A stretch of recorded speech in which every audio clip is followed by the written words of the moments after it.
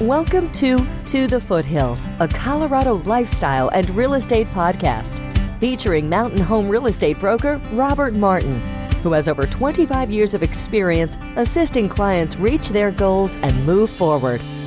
Tune in each week for a dynamic conversation with experts, Colorado adventurers, and residents that explores the ins, outs, and specific nuances of buying the perfect mountain home or selling your dream home in Evergreen, Conifer, Bailey, and surrounding areas to catch a glimpse into the Colorado lifestyle that's a part of you. Welcome to the podcast. Today's guests are Tim and Carrie Cooney. Guys, thanks for joining us. How are you today? We're fine. Thank you for having us. Yeah, we're great. Thank you. You bet. It's a pleasure. Well, tell me a little bit about yourselves and your backgrounds. We'll let my wife start first. Well, Sounds good. we've been married, coming up 44 years, and just do a lot of climbing and outdoor activities together. I grew up here in Colorado, basically, and as a family growing up, most of our summer vacations were in the mountains. So kind of living in the mountains, we call it our second home. Grew up camping and hiking. We weren't doing, as a family anyway, growing up, not doing a lot of mountain climbing per se. That started later, but at least growing up in the mountains and just exploring and being outdoors is kind of how I grew up and wanted to continue that. What part of Colorado did you grow up in, Carrie? Denver area, down in Littleton, Okay. Front Range Okay. area. So, Okay, great. and my mom really liked the South Park area. And so a lot of our family camping was up in the South Park area. Gotcha. A lot of good places there, I'm sure. Yeah. How about you, Tim? And I roped her into the climbing. No pun Gotcha. intended. Yeah. I grew It was up a good on thing, I'm Texas. sure. What was that? I said it was a good thing, I'm sure. Yeah. Yeah. I grew up on the Texas Gulf Coast. I tell people it was so flat down there. This is south of Houston, that you had to drive 90 miles to find a hill 50 feet high. So Gotcha. probably around middle school age, I got interested in mountain climbing. Started reading pretty much any and every book I could find in our local school library or town library. I think that interest was motivated by the fact that my dad was a public school educator on an 11-month contract. And around the time I was about 6 or 7 years old, we began taking advantage of that 1 month off in the summer. And we came to Colorado every summer and camped out for an entire month in the mountains, usually around the Aspen area, and then over a little bit south of Rocky Mountain National Park around Peaceful Valley. So I think the combination of the reading and coming to Colorado and seeing the mountains here was my primary inspiration. And then in 1974, my parents moved from the Gulf Coast to the Denver area, and I followed a year later. And during that intervening year before I moved up here, I was taking the Denver Post, and I read about a family that called themselves the Climbing Smith family.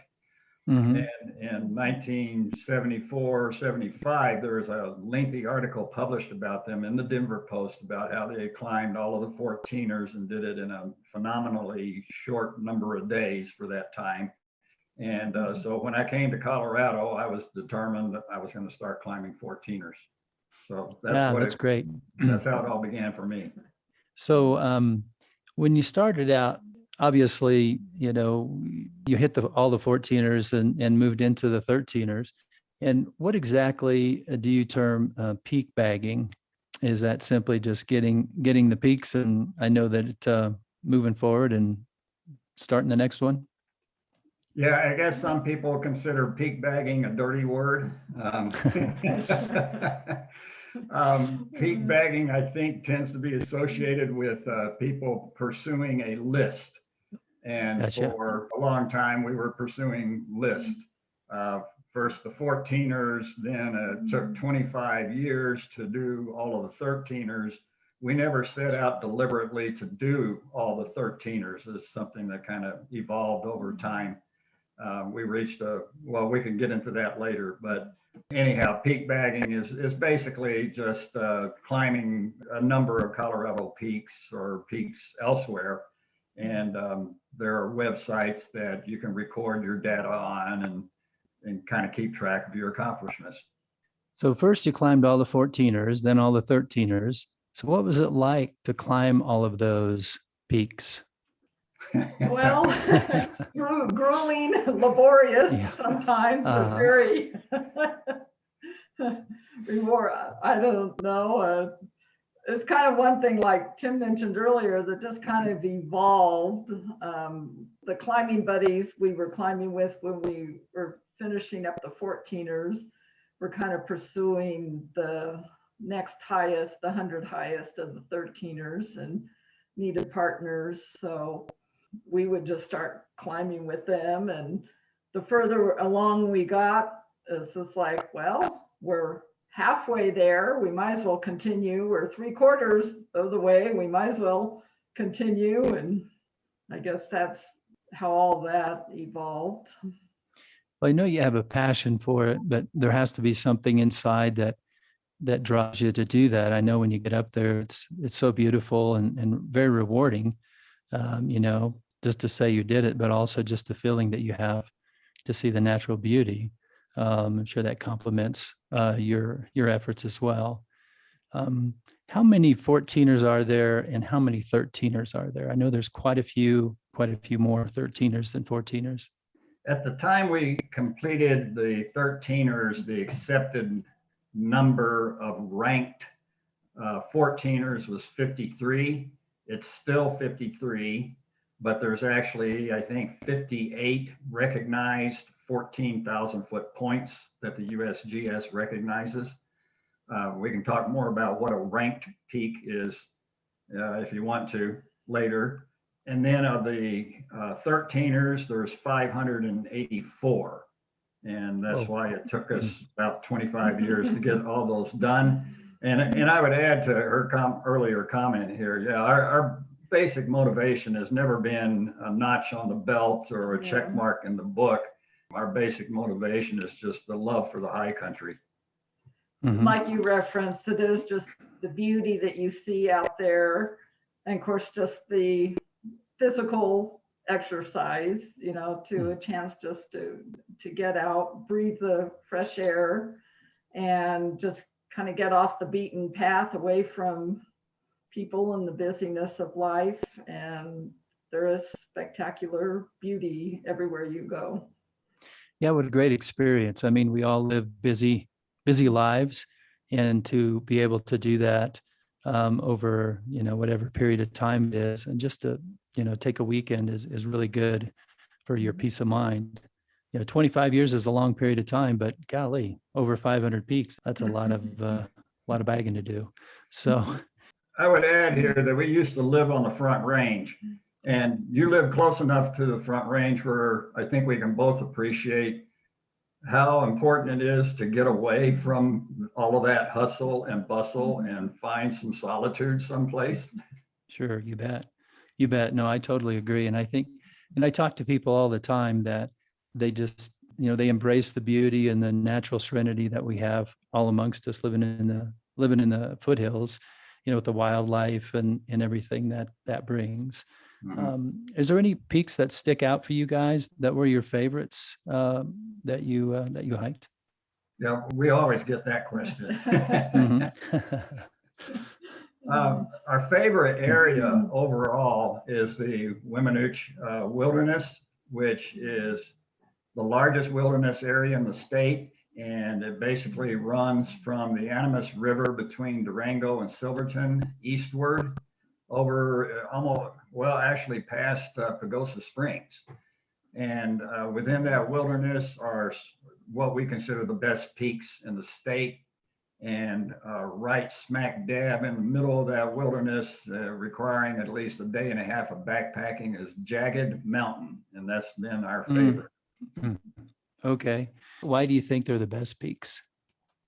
Well, part of they're remote, they're kind of rugged, and lots of wildflowers, lots of wildlife. Probably a combination of that. They're just kind of what you think of the classic Colorado peaks, a lot in that area. Yeah, scenically, they have probably more scenic value than anywhere else in the state. And technically, they require more effort. So a little bit more rewarding overall, a little bit more of Yes. a challenge to get up there physically. And once you do, the reward for everything you see is greater. Very much. It makes sense. Yeah. So what's it like? How do you typically prepare for a climb? Obviously, you guys have checklists, or some of it is so innate. You've done it so many times that, you check the weather, you got your proper gear, all that kind of stuff. But let's say that you were going on a hike tomorrow and I was going with you, what kind of suggestions would you give me, and how would we lay out our itinerary for tomorrow? I think the number one thing we tell people, especially if we're taking somebody that we haven't really vetted yet, is that it can snow any day of the year in Colorado that it wants to. Gotcha. Prepared. For sure.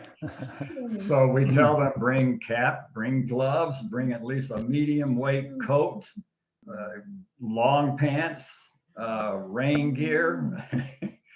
Yes, everything. Usually we take care of the rest, and good sturdy boots.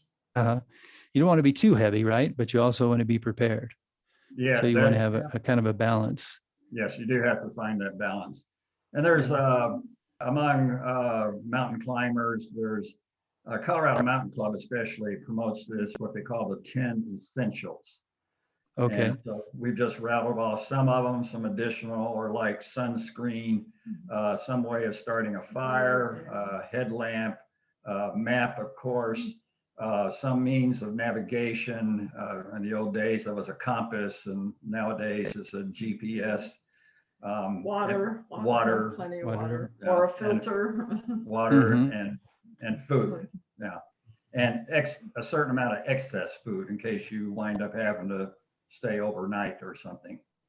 Gotcha. Just a safety net, so to speak, that you guys have with you all the time, just in case. Like you said, Yeah. you never know. Yeah. When my wife and I moved here, we went to Blue Lake, and we moved here in July, and we went on our bikes, and we didn't have any gloves, and we weren't really prepared. And all of a sudden it started snowing like crazy. And boy, I tell you what, by the time we got down, we were shivering, and I felt I had hypothermia. It was a little chilly. So, but yeah, I certainly get that preparation part. So what is a crazy, dangerous, or interesting story that you could share regarding a past hike? Maybe something that really, really sticks out. I'd say the two biggest dangers in the mountains, lightning would be number one, which is why the basic climber's rule of be off the summit by noon, if at all possible, is we try to follow that as much as we can. Though admittedly, a lot of days, we've learned to watch the weather. So, some days we can stretch that till 2:00 in the afternoon or so. And every now and then in the summer, you'll get one of those perfect days where there's no threat whatsoever and you can climb and hike all day. But anyhow, lightning and there's been several encounters we've had with lightning, some rather close calls, closer than we would have liked it to have been. Yeah. Second to that would be the falling rock hazard. Often we're going up very steep terrain, and we're dealing with boulders and rocks and things that they're not constructed. They're there as nature left them, and they can move easily at times and very unpredictably. Yeah, I would imagine too, if it starts to rain, then, those rocks can see a little movement too, or possibly. So that's why I'm sure you try to get, And the lightning too, gosh. Just yesterday, we saw a video posted on Facebook. There was a huge rock avalanche on Hallett's Peak in Rocky Mountain National Park. There was a boulder in that looked like it was the size of a house. Oh gosh. I've thought about that times when I'm driving down like I-70 or something. When you look around, it's like geez, hope one of those doesn't roll down in front of me or something. But Yeah. so do you guys invite people to climb with you, or is it mainly just you two that hike together? We do have some friends that are getting interested in climbing. So yes, we have taken friends with us that want to go. Of course, we pick a little shorter, easier route, mainly through our height of our climbing, the 14ers and the 13ers. We had a couple other climbing buddies that we primarily climbed with that were kind of had the same goal of knocking off the peaks too. So we would plan trips with them. And I guess the advantage to that is after you've climbed with a while with several people, you really get to know how you operate together. And yeah, I'm sure you two are team. simpatico. I mean, you've hiked so much together. You have a pretty good feel for each other, and and it makes it kind of fun, and you know what you can accomplish and what you should and shouldn't do, possibly, that sort of thing. Yeah, we're fortunate. We're pretty well matched in our ability as far as the speed, rate of climbing, and Endurance. and our Gotcha. level of exposure, I guess. Yeah. We're both pretty well matched into our abilities, I guess. So that makes it nice. And finding partners is also kind of a matter of finding somebody equally demented. Yeah, for sure. Or obsessed. Yeah. You got to do a little checklist, a little demented scale there. Yeah. So, well, kudos to you guys. That's an amazing accomplishment, and certainly over the tenure of time it took you, that's really wonderful. So, you had mentioned, Tim, about ranking peaks. How does that play into thing, and what does that really entail? Okay. Let's imagine there's a particular mountain you're looking at, and you see what's obviously the highest point, but maybe off to the right or left of it, connected by a ridge, you see maybe another point that not quite as high, but looks like it's fairly high. So when you're trying to climb a certain group of peaks or whatever, there's always this question of, well, do I have to hit every bump that I see along that ridge? And so I guess this may have happened somewhat arbitrarily, but in Colorado, a criteria was set up that for a peak to count as a ranked summit, it needs to rise a minimum of 300 feet above the saddle that connects it to its closest neighbor. I see. Okay. So that 300-foot criteria has been widely accepted here in Colorado. It's not necessarily accepted nationwide in other states. And the USGS has never officially recognized that as a matter of distinguishing a separate summit, though they seem to have generally accepted it because the climbing community has. There's also, with the 14ers, another kind of unwritten rule was established, which is in order for a peak to count as something you climbed, you need to gain at least 3,000 vertical feet. And some even added to that, you need to traverse at least 8 total miles round trip. That kind of adds some unnecessary criteria to it. In our own climbing, especially of the 13ers, we've just basically followed the 300-foot criteria. So that's what establishes a ranked summit. Okay, gotcha. And most all of them have been ranked, right, in Colorado? I mean, there's nothing unknown. Obviously, everything has some sort of a ranking, I would assume. There's all kinds of 13,000, 12,000 foot peaks that are notated on USGS maps, but are not considered ranked because they don't meet that 300-foot criteria. Okay, gotcha. Okay. So the ones that don't meet that, they don't qualify for the ranking. There's a lot of them out there. You can still hike them or you can still climb them. It's just that they're not ranked, correct? That's correct. Okay. All right.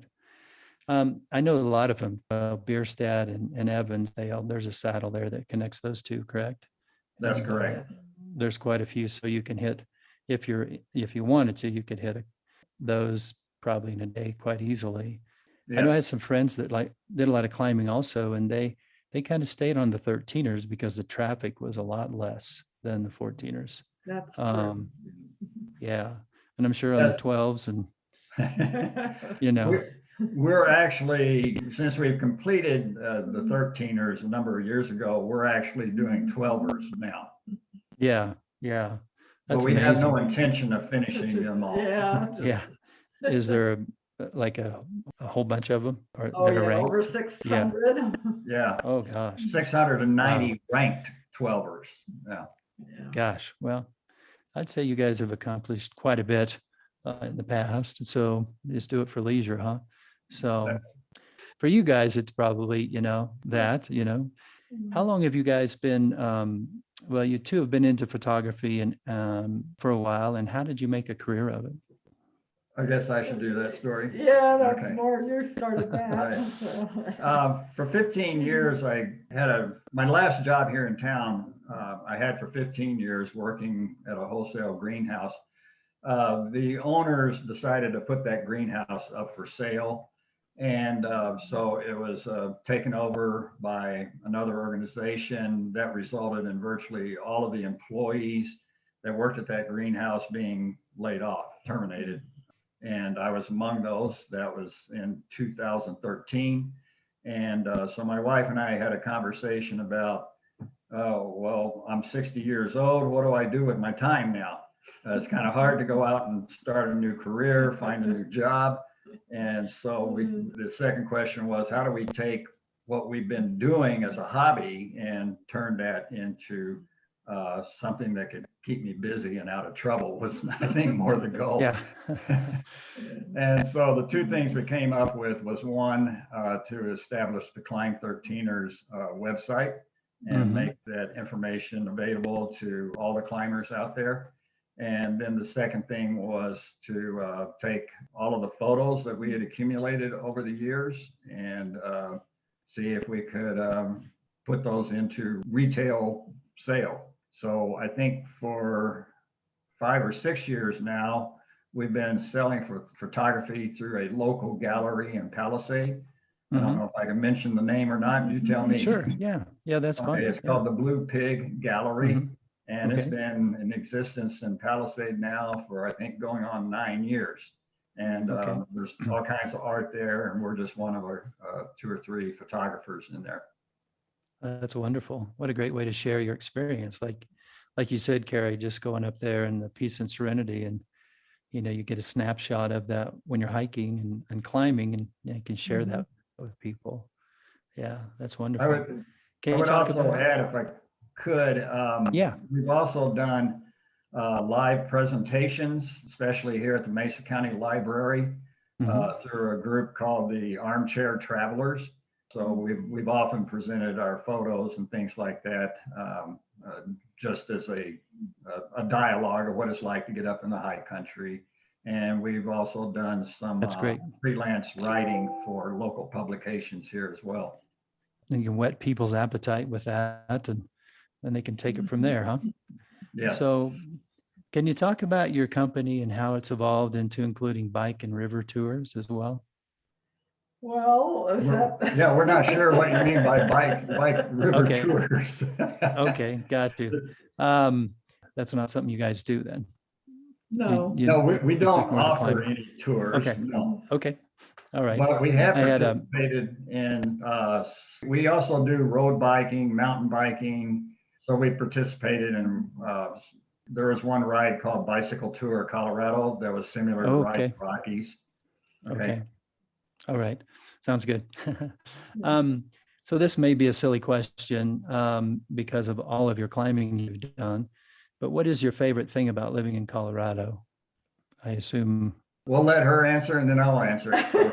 Okay. Okay. Sounds good. Well, as a whole, I think, yeah, the mountains are a big draw to that. And particularly where we are here in Grand Junction, we have the best of all worlds, really, I think. So we're close to the San Juan Mountains. We've got the Grand Mesa just an hour away from us here. Beautiful. We also like to spend a lot of time in the desert, so we're close to the Utah desert. Of course, we're in the desert here in the monument. So just kind of the overall outdoor activity possibilities. All the variety, and you guys are right amongst it. I mean, it's close to everything. Temperate climate in the Grand Junction. Yeah, we are outdoor enthusiasts, and we've always been that way. So there's a number of sports that we participate in. She mentioned the desert. Our mountain climbing skills kind of spilled over into what's called technical canyoneering. So we get out in Utah and do some of that. What did you say? I guess the skiing too. Yeah, skiing, cross country skiing and downhill skiing. Yeah. And then my favorite thing about Colorado is sitting right next to me. I had to move here to find her. So she's a natural resource of Colorado. Yeah, that's great. Yeah, that's wonderful. I think we both really enjoy the high tundra.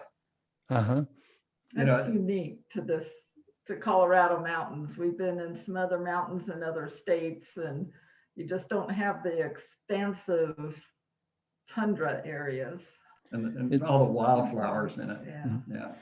So, when you're climbing, you see that high tundra, which you just don't see unless you see it in picture books. I mean, you guys get to see it in person, which is a wonderful benefit to doing what you guys do.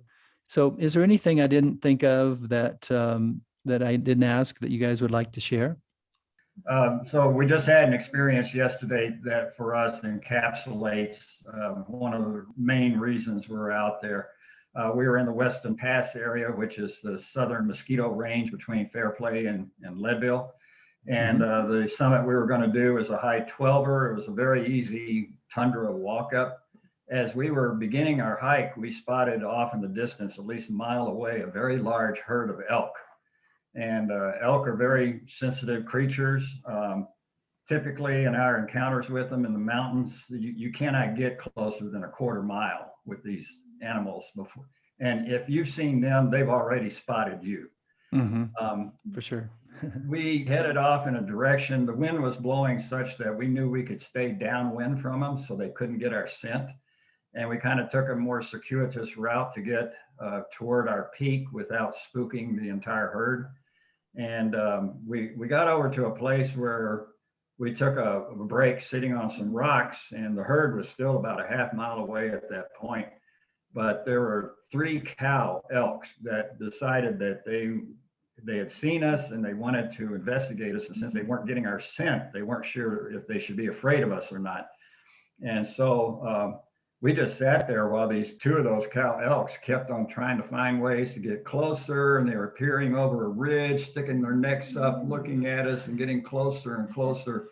And finally, one of them was only about 50 yards away from us. And we're just being real still and taking a few pictures of them. And then all of a sudden we decided, well, we got to keep moving here. So we stood up, and those cow elk, they decided, well, we can't smell you, but you don't look good to us, so we're out of here.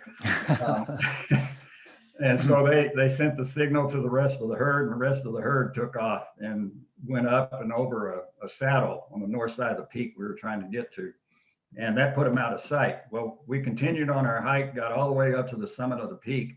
Carrie got there first. She looks over the edge of the summit, and here's the whole herd on the other side of the summit grazing in the tundra, probably 50 to 100 yards away, no more than that. And they had no clue that we're there. So we were able to sit there with our cameras and photograph them and watch them and everything. And that's awesome. That's just a great reward. Yeah, just to get that close. To such a large herd too. I mean, I know they travel in large herds at times, but and this herd was probably 150 to 200 of them. Gosh, that's awesome. That's great. Well, where can people go to learn more about climbing with the Cooneys? Okay, well, as we said, we established a website. It's real simple. It's climb13ers.com, and it's the word climb 13ers.com, climb13ers.com. And that website, our son is the one who did the technical work, putting it, constructing it. I am the one largely with some of Carrie's help who has filled in all of the data on it. We've kept written reports on all of our climbs since 1991, and those written reports became the basis for the website.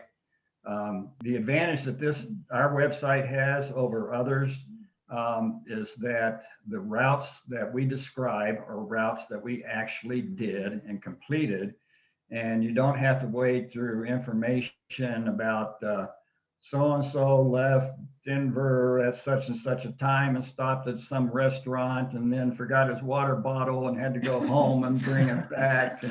And you don't have to wade through trip reports, okay? Gotcha. Ours is not a trip report. It's a description of how to climb the peak.